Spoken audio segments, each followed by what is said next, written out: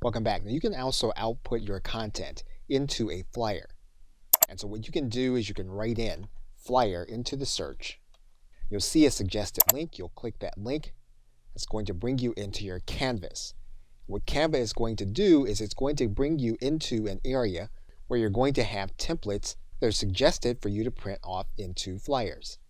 So what we're going to do is we're going to choose one of these templates. You would then edit your flyers, and then you can click this button that says Print Flyers. Now obviously you can print this flyer and have it created through Canva, but what you can also do is you can download the document and download it as a standard PDF document. You're going to click this download link. What you're going to do is you're going to print this as a PDF.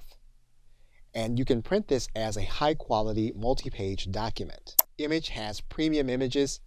So what we're going to do to walk through this process is we're going to pick a template that does not have premium images. And so basically all you would do is click this download button. Canva is then going to prepare the design, and then you're going to have a high quality PDF. You're going to save that PDF to your hard drive. You're then going to open up that PDF. You'll then have it available, and all you'll need to do then is you'll need to print it using your color printer. Okay, so with that, thanks, and I will see you in another video.